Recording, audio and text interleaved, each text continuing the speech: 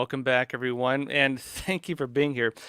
Those of you wondering where I was yesterday, I actually had jury duty, and so I could not be here.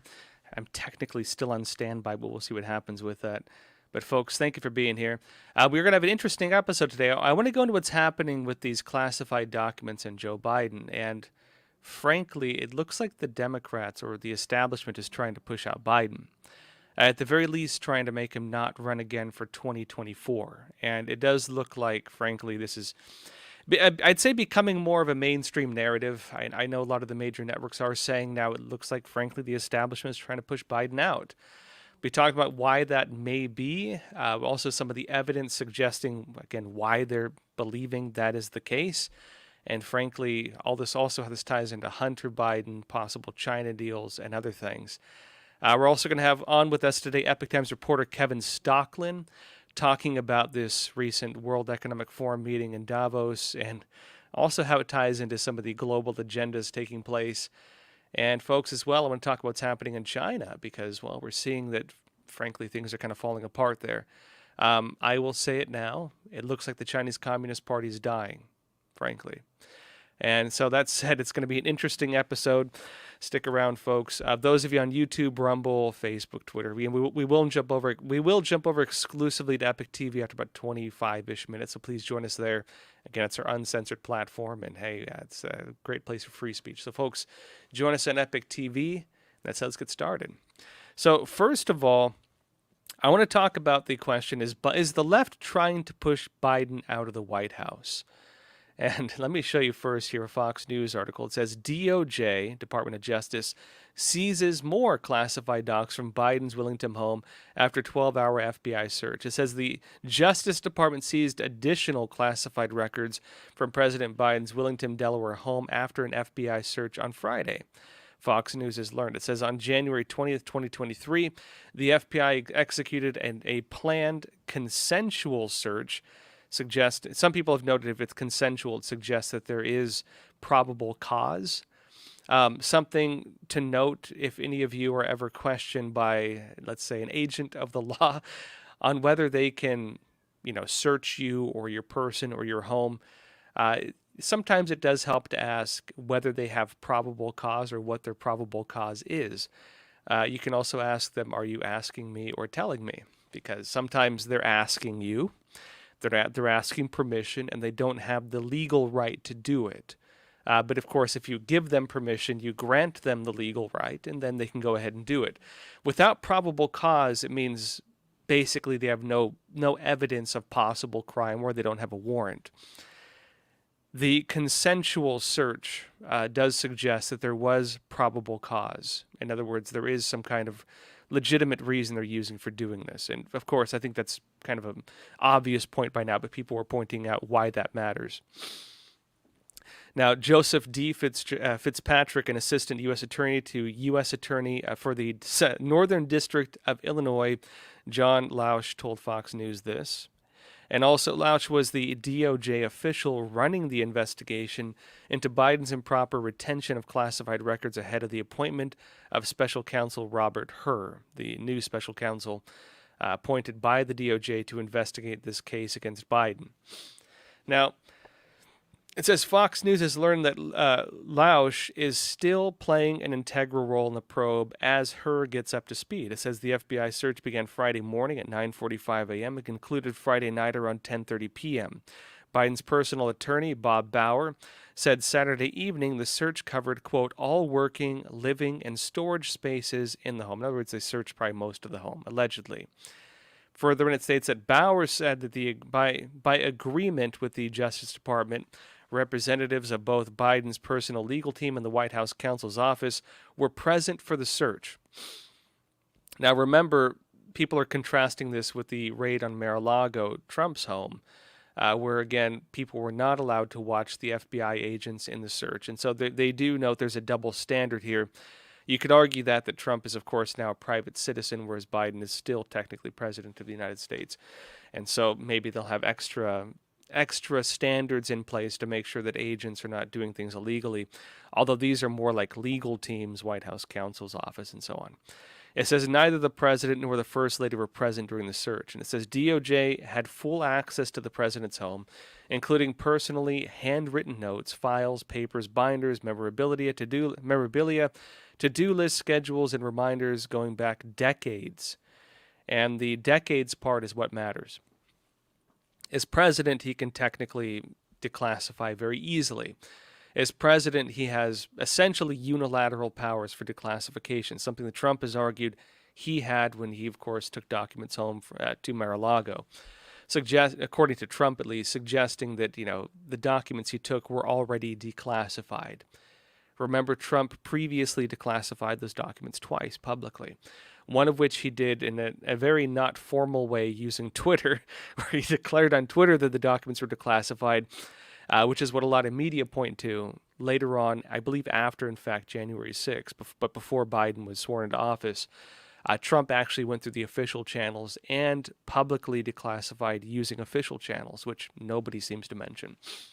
Of course, not a lot of those were Spygate documents, and Trump allegedly had things like, letters from Kim Jong-un. And if you think about Trump, you can understand why he'd maybe just want to frame the letter from Kim Jong-un, because he's that kind of guy. I mean, I probably would too.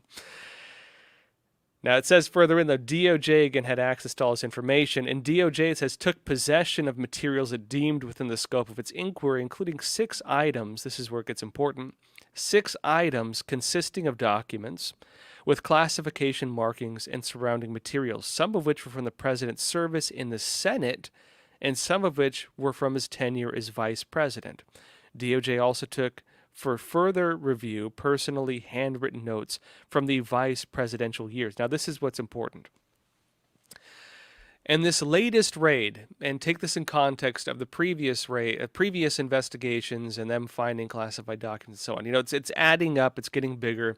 It's not even just Biden's home. It's this, office tied to this university that was getting money from China. There's many different locations now. Biden seems to have had just a bad track record of taking home classified documents that he could not legally take home. As both a senator previously and as vice president previously, under neither title would he have had the legal right to do this, meaning in either case he would have been violating the law. Ironically, committing the very act they're accusing Trump of, which, as you may remember, a lot of the big corporate media were saying would make Trump essentially ineligible, if Trump, again, were doing this illegally, make Trump ineligible to ever run for any kind of political office ever again for the rest of his life. Of course, the argument then is executive privilege, which as president you have, but as vice president you do not have, and as a senator you do not have, meaning Biden did what they accused Trump of doing. The other important thing to note here, it says DOJ took possession of materials deemed within the scope of its inquiry, including 6 items consisting of documents with classified markings and surrounding materials. Why does that matter? Because if you were to read this at face value, you'd think 6 documents. They took 6 documents that had classified markings. That's not the case. It's 6 items consisting of documents with classified markings and surrounding materials, meaning it could be a bin, it could be a filing cabinet, it could be a folder, but these are items that contain documents with classified markings, suggesting this is not just 6 little documents. These are containers of documents. Actually, Hans Monk, who does our show Truth Over News, noted this on Twitter, and he said this. He said, they did not find 6 more classified documents, because that's the way a lot of people were saying it. They found 6 classified documents. That's not what they said. They found materials including 6 items consisting of documents with classified markings and surrounding materials. And Hans says this is extremely crafty legalese, right? In other words, someone in the writing of these statements is using a very deceptive sleight of hand in the way they're wording this, because you could easily read it wrong. He says it's a huge red flag. 6 items could mean 1,000 documents for all we know. Including 6 items consisting of documents of classified markings surrounding materials. It's very deceptive. Now, that being said, people are naturally questioning what's really going on here. And a couple notes in the history of how this has unfolded. Look, when they started finding classified documents at Biden's home, this was not like, Fox News doing an investigation. This was not like a hit job by Senate Republicans. This wasn't people like suing him or anything like that. It was Biden's own lawyers saying, hey, we found these documents. Biden's own team, people close to him, saying, we found these classified documents at Biden's home. Why would they do that?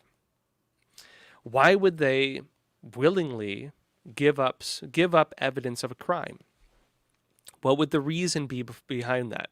And keep in mind, there's now evidence suggesting the DOJ was aware of this even before the midterms. That the DOJ already had evidence of it or knowledge of it somehow. We don't know how the process of that took place. The DOJ already knew. They didn't choose to press charges. They didn't choose to investigate. They didn't choose to do anything, and especially they didn't choose to tell the American people before a major midterm election, which you could call a political move, in and of itself, right? The question now is, why is it that they're basically betraying Biden from within? And this is naturally leading people to say, hey, are they trying to push Biden out? Is this the establishment trying to get rid of him? And I think frankly, it's a very fair assessment. At the very least, it's a very fair question to ask. And let me show you Daily Wire on this. They say, are Democrats trying to take Biden out before 2024? It says Joe Biden ran for president 3 times before he finally won the White House. And 2020 was simply the perfect time for him to give it another go. As he neared 80 years old, Biden had slowed down considerably from his rambunctious days as a senator and vice president. But with the emergence of COVID, Biden barely hit the campaign trail. People were joking, remember, that he was campaigning from his basement or holding events with 20 cars showing up or something like that. It says running his operation again out of the basement of his Delaware mansion, which is actually true. Further, when it states the discovery of classified documents in Biden's garage, which Biden notes was locked, by the way. when he was questioned about his security, he goes, that garage was locked. Yeah, not the exact words, but his implication being it was in a secure location because that was a locked garage, folks. Beside the point. It says the U.S. Attorney General recent appointment of a special counsel to probe the matter gives Democrats a vehicle to weaken Biden. Now, the question being, why would the Democrats want to weaken Biden? It says here, there's a quote, I mean, there's an element of this where it's Joe Biden's lawyer who turns the information over. It's Joe Biden's own Justice Department that appointed a special counsel to investigate him. This is Representative Matt Gaetz, a Republican, saying this. Matt Gaetz being the one who, of course, helped block the Senate Majority Leader McCarthy from getting in initially. And so Matt Gaetz being kind of the, MAGA Republican side. And Matt Gaetz tells Fox News Digital as well, quote, maybe the Democrats have realized that Joe Biden is not useful to them anymore. And they just assume, toss him out and get a younger crop of candidates engaged in the next presidential race. But just as Joe Biden is hardening the cement around his decision to run for president again, they start looking for what classified documents might have been tucked away 8 years ago. Let me show you one other part on this. Senator Rand Paul is saying something. We can just play the video of him saying it. This is Senator Rand Paul raising some very similar points. I'll bring that up. He's noting that these shifting Biden's documents... Or it appears to be some type of internal attempt to take Biden out of the 2024 running? I think if you watch the news cycle, there's a startling difference in the last week or two, particularly over the classified documents and perhaps over some of the corruption charges with Hunter Biden. They've been steadfast in ignoring this, for years and really not reporting on it at all. I think the fact that they're reporting on it now, if I had to guess, if we were in the boardroom of some of these left-wing media outlets, what we'd be hearing is, it's time to sort of ease him out, make sure that he knows that he can't run again in case he's rumbling that he might run again. I think most of us have suspected that he wouldn't run again, but I think the Democrats and those in charge of the Democrat wing of the press, I think they want to make sure that he's pushed enough that he knows he can't run again so they can start looking for a new candidate. And I think what Senator Rand Paul says there is becoming basically the mainstream narrative. It looks like the Democrats are trying to push Biden out. And I should note a lot of Democrats in the establishment as well are turning on Biden. They are openly saying, Biden did something illegal, let him go to jail, basically. They're looking to get rid of Biden.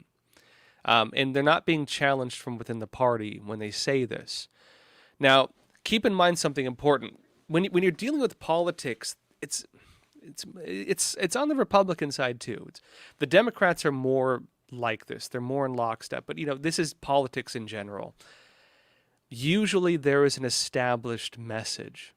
And usually the party, whether it's Party A or Party B, are going to play by that established message. Democrats are more like this than Republicans, again, although it does exist on both sides of the aisle. And so if Democrats begin attacking members of their own party, if they, for example, go against Biden, as many of them are right now, and they're not challenged from within the party for stating that, typically it's because, we can assume at least, that it's because essentially that's the narrative. That is the accepted narrative they're pushing. And people are raising why that might be. I would, if I can give my own take on this, I'd say there's probably a couple reasons here. One is they don't believe Biden has the influence anymore. Biden's not sharp anymore, let's just put it that way. Biden is very obviously suffering from serious cognitive decline. He cannot make public statements without messing up. He can't talk to the press without making errors. He says crazy things. He wanders around. He gets lost on stages and can't find his way down. His wife has to come and escort him like a lost child. It's stuff like this that looks very bad. It looks really bad, when they're trying to say, "Hey, look how great our party is. Look at how much we're changing things." If you look at public trust, even among Democrats, his popularity is very low, much lower than Trump was at this time. It's not looking good for him. At the same time, too, Kamala Harris is not, I think, performing as they would have hoped as well. And remember, it was the groups backing Obama, because it's all a game. Let's just be real with ourselves. The same groups that were backing Obama's presidency were actually pushing for Kamala Harris ahead of the 2020 elections. Harris basically got pushed out as being the front runner for the Democrats because when she was debating, she was just shown to not be very good at debating. It was not her forte. So let's just say she's not a good public speaker, and she's not good at dealing with criticism or people kind of pushing back at her. She doesn't handle it well. So they made her run as the vice president.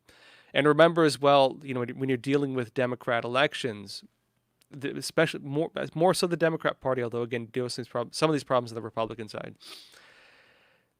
It's not like who they vote for initially is going to be the candidate. They choose their candidates, because remember that was one of the big arguments with Bernie Sanders and Hillary Clinton back in 2016. Technically, Bernie Sanders won. Bernie Sanders technically, based on votes, based on democracy, should have been the front runner for the Democrats in 2016. He beat Clinton. But the Democrats threw Bernie under the bus and chose Hillary Clinton instead. And if you remember, that was what drove a lot of actually Bernie Sanders voters to end up voting for Trump. That's kind of a lost piece of history. I will note you have the same problems on the Republican side. The Republicans almost did not let Trump run as their main candidate back in 2016, if you remember, because it was that same issue. Meaning, they pick and choose who runs, basically. They pick and choose their candidate, and as political parties, technically they can do that. The political parties are not part of the Constitution or the American DNA. In fact, George Washington didn't like it. George Washington was very much against it, although if you read the context of it, he was more against the Democrat societies, which he viewed as being an anti-constitutional force at that time, which I should note did lead into the Democrat Party, but also, sorry, one sec. Which I should note, of course, there were the Democrat societies, but they eventually did turn into both the Democrat and the Republican parties. Lost history, of course. But Washington was very much against them. He was very much against them. Back to the point on this, though. The question is, why are they pushing Biden out? I think that's the answer, frankly. And it serves them a very important tool. One, they can pick a new candidate. I think the two people are suggesting maybe the chosen ones of the Democrat Party are probably going to be Gavin Newsom, the California governor, who they can say beat Larry Elder when people tried removing him from office, if you remember. Although I'd say that's contested on how valid that election was. Just put it that way. People are also saying Michelle Obama. And Michelle Obama would basically be Obama back in the White House, because Obama would be, I guess, like the first husband. We've never had that before. The first lady? I don't know. But Obama would be back in the White House. And, of course, he'd be leading behind the scenes.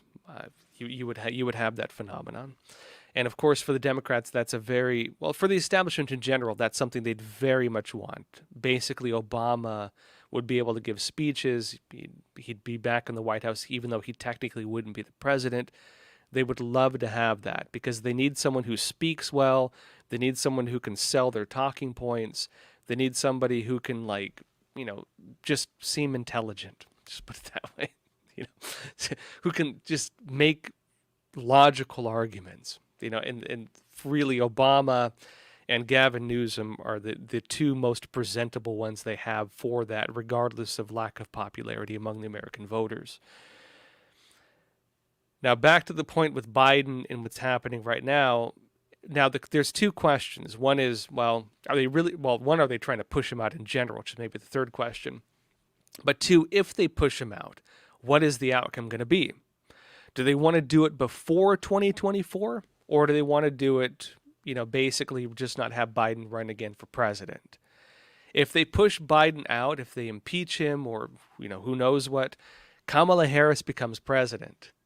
And if Kamala Harris then, gets, let's say, they push her out as well, it goes to the House Speaker, meaning McCarthy becomes essentially the de facto leader, or I don't know if you call him president at that point, which Democrats really would not want. My assumption is that they want to wait till 2024. Just my personal belief, right? I don't think they'd want to push Biden out before that. And very likely you're going to watch Biden say, I'm not going to run again. And it's going to end with that. For the Democrats, that's actually very useful political fodder. That is extremely useful. And the nature of these investigations is extremely useful. Because when they're accused of weaponizing the government, of essentially politicizing the DOJ and using the FBI as basically, your political attack dogs, right? They're being accused of that right now. They're also being accused of, double standards all throughout and everything like that, and political bias, even outside of the justice system. They can say, hey, we pushed out our guy. We got rid of Biden because of this scandal. And guess what? Trump is also guilty of this same scandal. I mean, that's what they would say, right? And they can say, have you pushed Trump out? Are you going to allow Trump to run in 2024? Are you going to just let this guy do this when the Democrats have demonstrated their willingness to uphold justice? Which side now is acting politically biased? Which side now is weaponizing the government? Which side now is, following the law or just throwing the law out, baby out with the bathwater, essentially? That's the narrative. And that's a very useful narrative for them to have. That is like the golden, that's the golden goose for them, that's just laying these golden eggs. That is what they want. I think, in my personal analysis, that is why they're doing this. There's a lot more to it as well. That said, though, folks, let's jump over exclusively to Epic TV for the rest of this, and also we're going to get Kevin Stockland on with us. I want to talk about some of what's happening with the DOJ, because this is actually the other big point. even though I'm talking about what I believe the strategy might be and what the narratives are going to be and kind of how this is going to probably play out, the DOJ is also in really hot water because the DOJ is being investigated again under this new Republican committee. And again, it's technically bipartisan, but look, it's going to be Republican. Let's just be honest with ourselves. Let's just be honest with ourselves, right? With this new Republican committee investigating the weaponization of the government, especially looking into the politicization of the DOJ, they're looking into what the DOJ has been doing.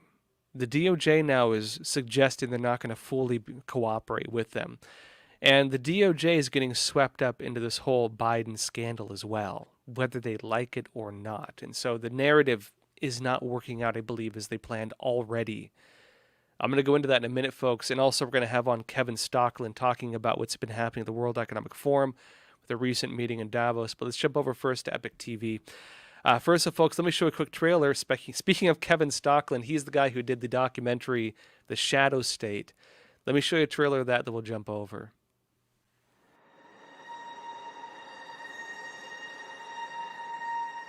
In America, politics and business are two separate worlds. Politicians make laws, CEOs make profits. But now, that's all changing.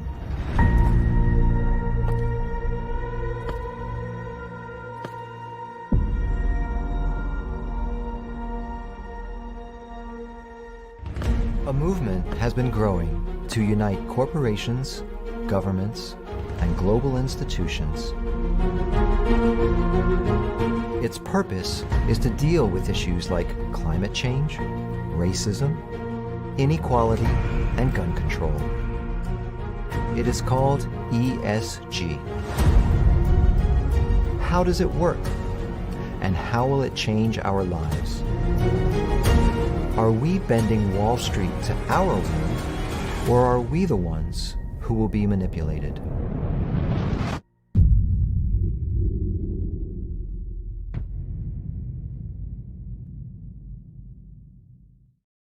Again, folks, that's our interview with Kevin Stocklin. And again, we're going to have Kevin on in just a bit. But let's go further into this. The DOJ is actually having a lot of problems right now, and the DOJ is basically in the hot seat as well. This isn't just looking into Biden, this is looking into the weaponization of the government and basically what the Biden administration represented in terms of